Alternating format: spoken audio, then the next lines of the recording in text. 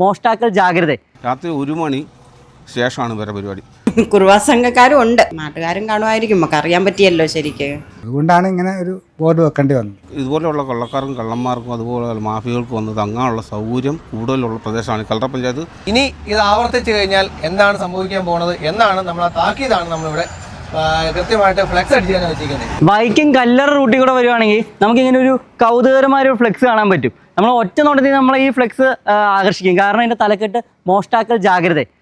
അതിൻ്റെ താഴത്തേക്കുള്ള കുറിപ്പിലേക്ക് വരികയാണെങ്കിൽ ഇങ്ങനെയാണ് എഴുതി വെച്ചേക്കുന്നത്. രാത്രിയോ പകലോ ഇവിടുത്തെ വീടുകളിലും കടകളിലും മോഷണം നടത്താമെന്ന കുലിസിത ചിന്താഗതിയുമായി വരുന്നവർ ഓർത്തു വെച്ചോ. കാര്യം സാധിച്ച് വെറുതെ അങ്ങ് പോകാമെന്ന് വിചാരിക്കണ്ട. നല്ല ഇലവെട്ടി വിളമ്പി 16 കറിയും ചേർത്ത് ഉരുളയാക്കി ഉരുട്ടി തിരിച്ചിട്ടേ വിടുള്ളൂ. ഡിഫൻസീവ് ടീം കല്ലറ. നമുക്കെന്തായാലും ഈ ഒരു ഫ്ലെക്സിന് പിന്നിലുള്ള കാരണം എന്താ, നമുക്ക് ഈ നാട്ടുകാരോട് ഒന്ന് ആദ്യം ചോദിച്ചു നോക്കാം. ഇവിടെ കള്ളം കയറിയെന്നും പറഞ്ഞുകൊണ്ട് ഇഷ്ടംപോലെ മോഷണമാണല്ലോ ഇപ്പൊ. എൻ്റെ പരിസരത്ത് തന്നെ 2 വീട്ടുകളിൽ 2 പേര് വന്നു. കുറുവാ സംഘക്കാരും ഉണ്ട്, നാട്ടുകാരും കാണുമായിരിക്കും, നമുക്ക് അറിയാൻ പറ്റിയല്ലോ ശരിക്ക്. അതുകൊണ്ടാണ് ഇങ്ങനെ ഒരു ബോർഡ് വെക്കേണ്ടി വന്നത്. അത് ആരാ വെച്ചെന്നല്ലോ അറിയൂ?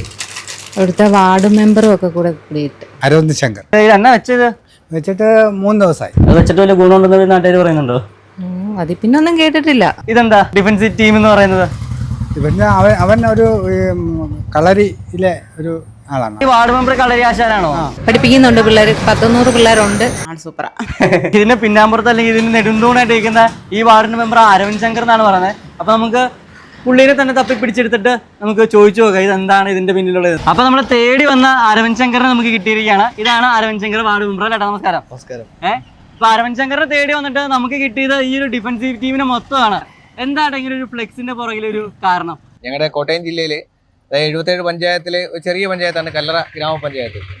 ഈ കല്ലറ പഞ്ചായത്തിൽ ആകെ 13 വാർഡാണുള്ളത്. ഇപ്പം എൻ്റെ വാർഡിൽ തന്നെ 2-3 വീടുകളിലൊക്കെ മോഷണ ശ്രമം നടന്നു. ഈ മോഷണ ശ്രമത്തിൻ്റെ ഫലമായിട്ട് നമ്മൾ നിയമപരമായിട്ടുള്ള പോലീസിനെയൊക്കെ അറിയിച്ചിരുന്നു. അവർ നമ്മളായിട്ട് കോൺടാക്ട് ചെയ്തു. ആദ്യത്തെ ഒന്ന് നടന്നു, 2ാമതും 3ാമതും ആ ശ്രമം നടന്നു കഴിഞ്ഞപ്പോഴത്തേക്കാണ് അവർക്കൊരു താക്കീത്. ഇപ്പോൾ മോഷ്ടാക്കളെ നമ്മൾ കാണുന്നില്ലല്ലോ. കാണാത്ത മോഷ്ടാക്കളെ അങ്ങനെ ഉണ്ടെങ്കിൽ നമ്മൾ താക്കീതാണല്ലോ ആദ്യത്തെ കടമ്പ എന്ന് പറയുന്നത്. ഇനി ഇത് ആവർത്തിച്ചു കഴിഞ്ഞാൽ എന്താണ് സംഭവിക്കാൻ പോകുന്നത് എന്നാണ് നമ്മൾ ആ താക്കീതാണ് നമ്മളിവിടെ കൃത്യമായിട്ട് ഫ്ലെക്സ് അടിച്ചാണ് വെച്ചിരിക്കുന്നത്. കുറുവാ സംഘമാണ് എന്ന് തോന്നാൻ കാരണം എന്താ? കഴിഞ്ഞ ദിവസങ്ങളിൽ നടന്ന മോഷണത്തിൽ CCTV ദൃശ്യങ്ങൾ കിട്ടിയായിരുന്നു. ആ CCTV ദൃശ്യങ്ങളിൽ കണ്ടു കഴിഞ്ഞാൽ തന്നെ തമിഴ് ടച്ചുള്ള ആളുകളാണ് അതിനകത്ത് നമുക്ക് മനസ്സിലാക്കാൻ സാധിക്കുന്നത്. കൂടാതെ അവരെ ഒരു വീടിനകത്തേക്ക് കയറുകയും ആ വീടിനകത്തേക്ക് കയറുന്ന സമയത്ത് അവരുടെ കയ്യിൽ വാക്കത്തി അതുപോലെ മൂർച്ചയേറിയ മാരകായുധങ്ങൾ അവരുടെ കയ്യിൽ ഉണ്ട്. നമ്മൾ വ്യക്തമായിട്ട് ആ ദൃശ്യത്തിൽ കാണാം. ഒരു ഫ്ലെക്സ് വെക്കുമ്പോൾ എന്ത് മാറ്റാണ് ഉദ്ദേശിക്കുന്നത്? പോലീസ് പോലും പറയുന്നത് ആദ്യമായിട്ട് അവർ ചെയ്യുന്നത് ആ ഏരിയയെ പറ്റി അവർ കൃത്യമായിട്ട് പഠിക്കും. ഇതെല്ലാം പകൽ സമയത്തായിരിക്കും ഇവർ വരുന്നത്. ഈ പകൽ സമയത്ത് വരുന്ന ചിലപ്പോൾ മലയാളികളായിരിക്കാം, ഇപ്പോൾ ഈ പറഞ്ഞ പോലെ ഹിന്ദിക്കാരായിരിക്കാം, അല്ലെങ്കിൽ തമിഴന്മാരായിരിക്കും, ആരെങ്കിലും ആയിക്കോട്ടെ. അവർ വരുമ്പോഴത്തേക്കും എന്തായാലും അവരിത് കാണും. ഇത് കാണണം, അല്ലെങ്കിൽ 100% ഇത് ഉറപ്പായിട്ട് അവരുടെ ശ്രദ്ധയിൽ ചെല്ലും എന്നുള്ളൊരു വിശ്വാസമാണ് ഞങ്ങളെ സംബന്ധിച്ചുള്ളത്. പിടിച്ചു കഴിഞ്ഞാൽ നല്ല ഇല വെട്ടി വിളമ്പി 16 കറിയും ചേർത്ത് ഉരുളയാക്കി ഉരുട്ടി തീറ്റിച്ചിട്ടേ വിടുകയുള്ളൂ. ആ എന്താ ഉദ്ദേശം? ഞാനൊരു കളരിപ്പയറ്റ് പരിശീലിപ്പിക്കുന്ന ആൾ തന്നെയാണ്. പണ്ടെൻ്റെ മുത്തശ്ശനൊക്കെ ഉണ്ടായിരുന്നു. അന്നത്തെ കാലഘട്ടത്തിൽ പറയുന്നത് നമുക്കെന്നാൽ ഇവിടെയുള്ള കുറച്ച് ആൾക്കാരെ കൂട്ടി കുറച്ച് കസറത്തൊക്കെ പഠിക്കാം. കളരിയിൽ നിന്നൊന്നും പറയുന്ന വാക്കല്ല, കസറത്ത് പഠിക്കാം. ഇങ്ങനെയുള്ള ഓരോ വേഡിങ്ങാണ് ചില കാര്യങ്ങൾക്കായിട്ട് ഉപയോഗിക്കുന്നത്. ഇപ്പം ഒരു കളരിപ്പയറ്റുകാരനെ സംബന്ധിച്ചിട്ട് അത് ഏറ്റവും നല്ലൊരു വേഡിങ്ങാണ് ഞാൻ ഉപയോഗിച്ചിരിക്കുന്നതെന്നാണ് എനിക്ക് മനസ്സിലാക്കാൻ സാധിച്ചിരിക്കുന്നത്. ഈ കൊലപ്പൂട്ട് എന്ന് പറഞ്ഞൊരു പൂട്ടുണ്ട്. അത് ആ പൂട്ടിട്ട് കഴിഞ്ഞാൽ പിന്നെ കളികളിലൊരു ഒരു സംസാര രീതി അത്. അങ്ങനെ ഇട്ട് കഴിഞ്ഞാൽ പിന്നെ എഴുന്നേക്കാൻ വലിയ പാടാണ്. ഞങ്ങളുടെ മെഡിക്കലിലും അതുപോലെ ഞങ്ങൾക്ക് ഒരു കൊലപ്പൂട്ടിനുള്ള സംവിധാനം എല്ലാം ഞങ്ങൾ ഒരുക്കി വെച്ചിട്ടുണ്ട്. എന്തെങ്കിലും പരിക്ക് പറ്റിയാൽ അവരെ ചികിത്സിക്കാൻ ഇവിടെ വേറെ മെഡിക്കൽ ഫെസിലിറ്റീസും ഈ ഒരു വാർഡ് തന്നെ ഒരുക്കിയിട്ടുണ്ടല്ലോ, ഈ ഡിഫൻസീവ് ടീം തന്നെ ഒരുക്കിയിട്ടുണ്ട്. എല്ലാ സംഭവം ഇവിടെ തന്നെയുണ്ട്. ഞാൻ 21 വർഷം ആർമി മെഡിക്കൽ കോറിൽ സേവനമനുഷ്ഠിച്ച് വന്ന വ്യക്തിയാണ്. എൻ്റെ വാർഡ് മെമ്പർ എൻ്റെ സുഹൃത്താണ്. ഞങ്ങൾ വളരെ കോപ്പറേറ്റീവായിട്ട് പല കാര്യങ്ങളും ചെയ്ത് ഈ ഒരു സിറ്റുവേഷനിൽ ഞങ്ങൾ ഇത് ഏതെങ്കിലും ഒരു കാരണവശാൽ ഒരു വീട്ടിൽ ഒരു കള്ളൻ ആക്രമിച്ച് കയറുകയും അവിടെയുള്ളവരെ പരിക്കേൽപ്പിക്കുകയും ചെയ്യുകയാണെങ്കിൽ അവിടെയും നമുക്ക് ഫസ്റ്റ് എയ്ഡ് കൊടുക്കേണ്ടത് ആവശ്യമുണ്ട്. കള്ളന്മാർക്ക് വരെ പരിക്കുണ്ടാകാൻ ചാൻസ് ഉണ്ടാവും. അങ്ങനെയാണെങ്കിൽ അവരെയും നമ്മളൊരു മെഡിക്കൽ നഴ്സിംഗ് അസിസ്റ്റൻ്റ് അല്ലെങ്കിൽ നഴ്സിംഗ് ടെക്നീഷ്യൻ എന്നുള്ള രീതിയിൽ അവരെയും കൂടെ ഞങ്ങൾ അവർക്ക് ഫസ്റ്റ് എയ്ഡ് കൊടുക്കേണ്ടത് ഞങ്ങളുടെ ഉത്തരവാദിത്തമാണ്. ജസ്റ്റ് ഈ ഒരു കൂട്ടത്തിൽ ഒന്ന് പരിചയപ്പെടുത്താമോ? ജോൺസൺ എന്നാണ് ചേട്ടൻ്റെ പേര്. മിലിറ്ററി വിഭാഗത്തിൽ നിന്ന് റിട്ടയർ ആയതാണ് ഇദ്ദേഹം. സന്തോഷ് ചേട്ടൻ ഇവിടെ രാഷ്ട്രീയപരമായിട്ടും എല്ലാ കാര്യങ്ങളിലും സാമൂഹിക സേവനങ്ങൾ കാര്യങ്ങളിലെല്ലാം ഇടപെട്ടുകൊണ്ടിരിക്കുന്ന വ്യക്തിയാണ്. പ്രദീപ് എന്ന് പറയുന്ന ആൾ. പ്രദീപ് ചേട്ടൻ എൻ്റെ വാർഡിലെ അംഗമാണ്. അദ്ദേഹം ഈ പറഞ്ഞ പോലെ സാമൂഹിക സേവന രംഗങ്ങളിലും രാഷ്ട്രീയ രംഗങ്ങളിലും എല്ലാം ഉള്ളതാണ്. ഞങ്ങളുടെ പ്രഗത്ഭയായിട്ടുള്ള ആളാണ് ബിനി ചേച്ചി. 4ാം വാർഡിൻ്റെ കുടുംബശ്രീയുടെ ADSൻ്റെ പ്രസിഡൻറ്റും കൂടിയാണ് ബിനി ചേച്ചി. അടുത്ത സൂരജ് ഗോപിയാണ്.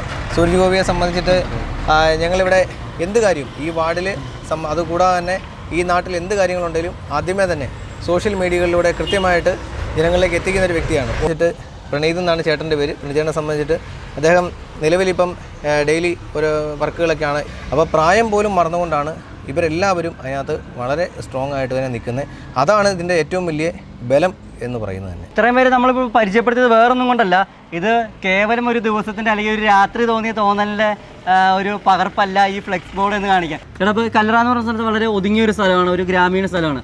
ഈ ഒരു സ്ഥലത്തുള്ള സോഷ്യൽ മീഡിയയിൽ ഈ ഗ്രൂപ്പുകളുടെ ആക്റ്റീവ് അല്ലെങ്കിൽ ഗ്രൂപ്പിൻ്റെ മാനേജിങ് എങ്ങനെയാണ് ചെയ്യുന്നത്? ഇപ്പോൾ ഈ ഇരുട്ട് മേഖല എന്ന് പറഞ്ഞാൽ പടിഞ്ഞാറ് പ്രദേശങ്ങൾ പാട ഏരിയയാണ്.